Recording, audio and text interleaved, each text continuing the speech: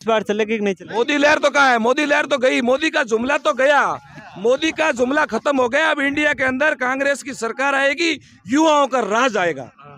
15-15 लाख मोदी जी ने कहे थे हमने खाते तो में देखे किसके? नहीं 15 लाख। हम तो हमेशा इंतजार करते हैं, मोबाइल का मैसेज ढूंढते हैं कि 15 लाख कहीं मोदी जी भेज नहीं दिए। मोदी जी हमारे बालोतरा भी आए थे, जो सब्दा में आए थे, तो उन्होंने बड़ी सभा की थी। हम तो खुश हो गए थे कि हम हमारे नदी लाएंगे, इधर आम और अंगूर होंगे।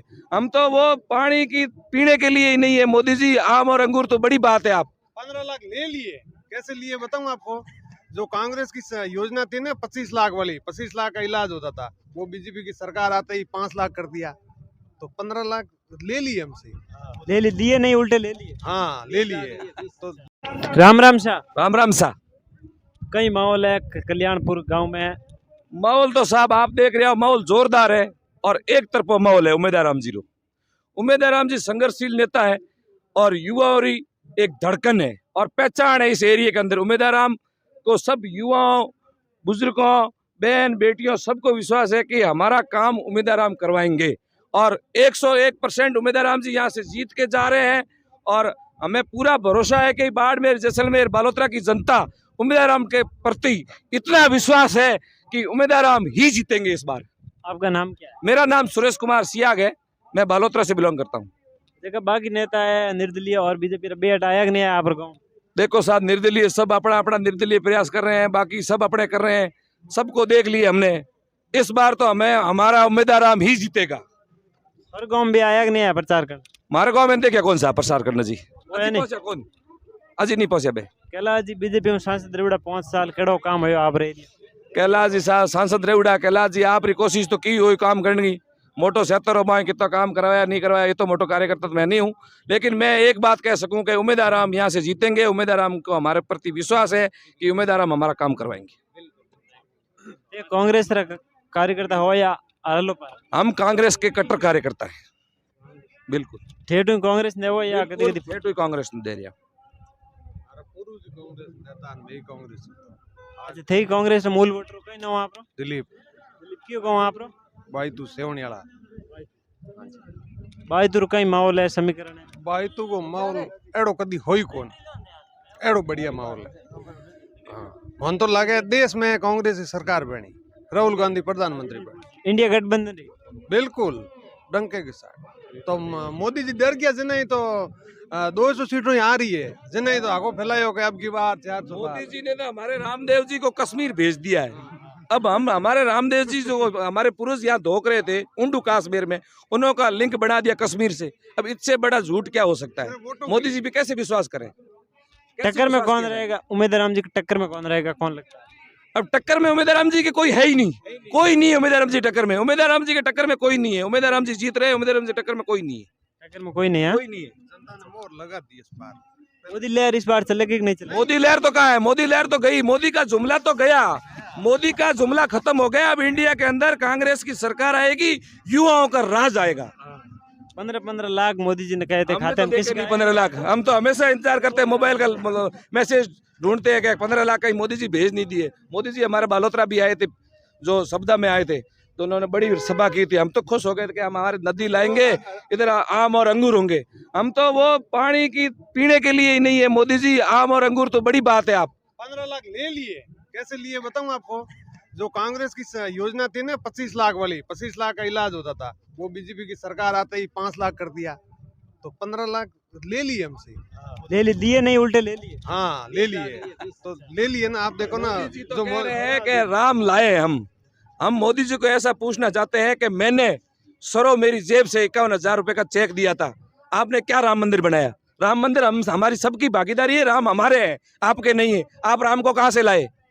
आप राम को कहाँ से लाए हो? आपका कहना है मतलब कि जो राम मंदिर देश की जनता ने बनाया है? बिल्कुल, एक एक जनता का वहाँ पैसा लगा हुआ है और बाकी बचा हुआ पैसा भी मोदी जी वहाँ खा के अपने चुनाव में लगा रहे हैं। वो हमें बड़ा दुख हो रहा है। राम के बॉन्ड, इलेक्ट्रो बॉन्ड क्या चल रहा है? वो इलेक्ट्रो बॉन्ड तो साहब मैं इतना बड़ा जानकार नहीं हूँ, लेकिन सुन रहा हूँ मीडिया के माध्यम के बहुत बड़ा घोटाला है।